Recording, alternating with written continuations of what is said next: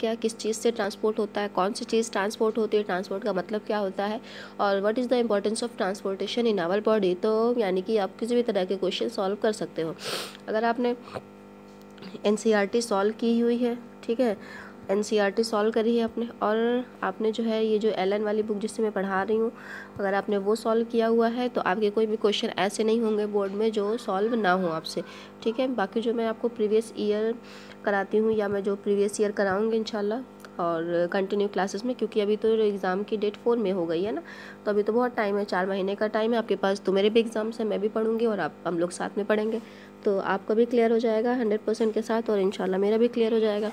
तो कहने का मतलब ये था कि ट्रांसपोर्टेशन जो है इसका बेसिक मैंने आपको बता दिया था कि ये होता क्या है और कितनी चीज़ों से मिलकर के बना हुआ है और क्या इम्पोर्टेंस है इसकी बॉडी में, ठीक है।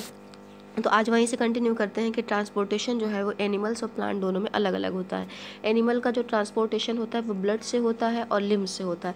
लिम्फ का मैंने आपको बताया था कि ये जो पाइप है जिसमें प्योर ब्लड है वो ब्रांचेस में ऐसे डिवाइड हो जाती है, इस तरीके से ब्रांचेस में डिवाइड हो जाती है, और जब ये ब्रांच में डिवाइड हो गई तो दूसरी तरफ जा कर के इस तरीके से मिल जाती है और एक इस पूरी कंप्लीट पाइप बनाते हैं जिसको वेन कहा जाता है। तो ये जो कनेक्शन है उसमें जो बीच बीच में गैप्स बच रह जाते हैं ना, वहाँ पे लिक्विड प्रेजेंट होता है, उसी लिक्विड को क्या कहा जाता है, लिम्फ कहा जाता है।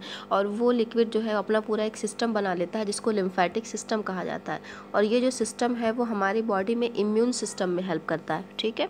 तो खैर हम यहाँ पे इम्यून सिस्टम तो नहीं पढ़ रहे हैं ना, हम तो ट्रांसपोर्टेशन पढ़ रहे हैं कि कैसे चीज़ें एक जगह से दूसरी जगह पे हमारी बॉडी में जाती हैं, कैसे बॉडी को जो है वो सेल की रिक्वायरमेंट है तो वो सेल की रिक्वायरमेंट है, अगर बॉडी सेल से बनी हुई है और बॉडी को एनर्जी, सेल को एनर्जी की रिक्वायरमेंट है तो इस सेल को एनर्जी जो है वो कौन दे रहा है, तो यानी कि ब्लड घूम घूम के आ रहा है, पूरी बॉडी में घूम रहा है, तभी तो एक एक बॉडी सेल को ब्लड मिल पा रहा है, तभी तो एनर्जी मिल पा रही है ना।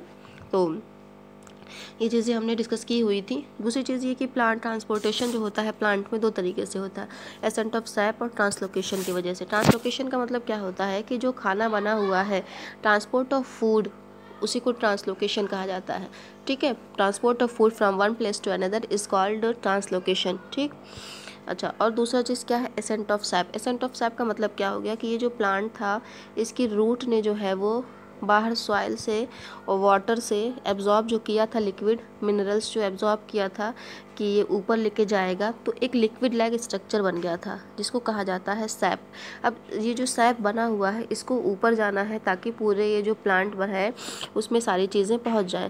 तो एसेंट ऑफ सैप यानी कि सैप का जो लिक्विड बन गया था, सॉइल से एब्जॉर्ब किया था रूट हेयर्स ने, फिर रूट को दिया, तो उसी को सैप कहा जाता है। और जब सब सैप ऊपर की तरफ जाएगा तो उसको एसेंट ऑफ सैप कहा जाएगा, है ना। तो कोई चीज़ मुश्किल नहीं है ना, बहुत ईजी है सारी चीज़ें, तो ये आप आगे देखोगे। अभी फ़िलहाल देखते हैं हम लोग कि ट्रांसपोर्टेशन जो ह्यूमन में होता है वो किस तरीके से होता है। ब्लड सर्कुलेटरी सिस्टम में कौन सी चीज़ें आती हैं और लिम्फेटिक सिस्टम में कौन सी चीज़ें आती हैं, ठीक है। अच्छा, अब इस ट्रांसपोर्टेशन में होता क्या है कि जो process of transporting absorb food, gases, waste products etcetera from one place to another is called circulation, ठीक है।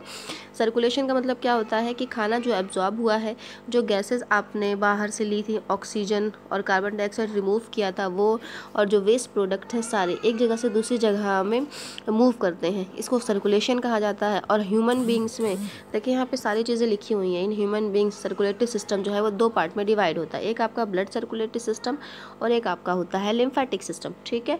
ब्लड सर्कुलेटरी सिस्टम, अब मैंने आपको क्लास में बताया था काफ़ी टाइम कि जो सिस्टम वर्ड जहाँ पे यूज़ होता है वहाँ पे कई सारे लोग मिल करके एक काम करते हैं, ठीक है। एक काम करते हैं तो वो काम कंप्लीट होता है, और इस तरीके से कंप्लीशन ऑफ काम जहाँ पे होता है उसको सिस्टम कहा जाता है।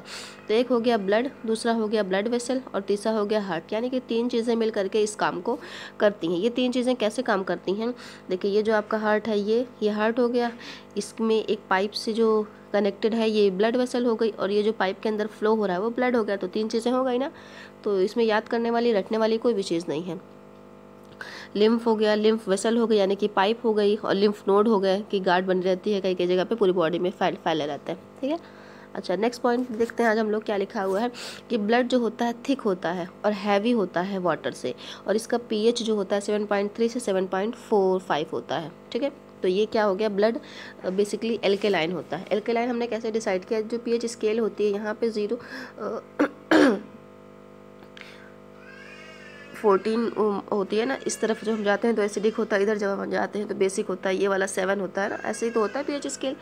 तो 7, 7.1, 8, 9, 10, 11, 12, 13, 14, तो 7.35 है और 7.45, तो जाहिर सी बात है कि इधर वाला पोर्शन जब एल्केलाइन है तो इधर की तरफ अगर नंबर बढ़ रहा है तो वो एल्केलाइन ही तो होगा, ठीक। अच्छा, नेक्स्ट चीज़ें क्या लिखा हुआ है यहाँ पे देखें कि arteries and veins of the heart wall from the coronary circulation form the coronary circulation, यानी कि एक टर्म आपसे पूछता है कि व्हाट इज़ कोरोनरी सर्कुलेशन, तो जो सर्कुलेशन आर्टरीज और वेन्स कर रही हैं, आर्टरीज और वेन्स के थ्रू जो भी सर्कुलेशन हो रहा है उसी को कोरोनरी सर्कुलेशन कहा जाता है, ठीक है। तो कुछ नया नहीं है, बस आप ध्यान रखें कि कोरोनरी अगर वर्ड यूज़ किया गया है तो आर्टरी और वेन के लिए कहा जा रहा है। व food and oxygen required of heart wall are high in view of its constant beating, continuous heart beat कर रहा है ना, तो उसके लिए उसे हाई ऑक्सीजन और फूड की रिक्वायरमेंट होती है, ठीक। अच्छा, नेक्स्ट देखें क्या लिखा हुआ, ब्लड और इसके कंपोनेंट। ब्लड है, इसमें आरबीसी होता है, इसमें डब्ल्यूबीसी एंड प्लेटलेट्स होता है, इसमें प्लाज्मा होता है। तो ब्लड जो है वो 3 चीज़ों से मिलकर के बना हुआ, 2 चीज़ों से मिलकर के बना हुआ मेनली, एक हो गया प्लाज्मा और दूसरा होता है फॉर्म्ड एलिमेंट्स, जिसमें आरबीसी, डब्ल्यूबीसी और प्लेटलेट्स तीनों आते हैं। तो ब्लड के कंपोजिशन की जब बात की जाती है कि अगर हम ब्लड को 2 पार्ट में डिवाइड कर दें, किन चीज़ों से मिलकर के बना हुआ है, तो उसको कहा जाता है प्लाज्मा, और दूसरा चीज़ क्या होता है, फॉर्म्ड एलिमेंट, इसको सेलुलर एलिमेंट्स भी कहा जाता है, फॉर्म्ड एलिमेंट्स, इसको सेलुलर एलिमेंट्स भी कहा जाता है। जब आप हायर एमबीबीएस की तैयारी करेंगे, या जब मैं फाउंडेशन पढ़ाऊंगी, अभी तो सिलेबस पढ़ा रहा है ना, अभी एनसीईआरटी पहले पढ़ाया था, फिर एलन पढ़ा रहे हैं, फिर फाउंडेशन भी पढ़ाएंगे, तो उसमें क्या था कि फॉर्म्ड एलिमेंट्स को सेलुलर कंपोनेंट्स भी कहा जाता है, फॉर्म्ड एलिमेंट्स भी कहा जाता है, बहुत सारी चीज़ें होती हैं वहाँ पे। तो यहाँ बेसिकली बस आपको कहा बताया गया है कि ब्लड जो है वो 2-3 चीज़ से मिलकर के बना हुआ है, आरबीसी, डब्ल्यूबीसी, प्लेटलेट्स और प्लाज्मा। तो यही आप याद रखें तो भी बेटर है, इसमें कोई ज़्यादा रटने वाली चीज़ नहीं और ज़्यादा मुश्किल भी नहीं है समझने के लिए, ठीक।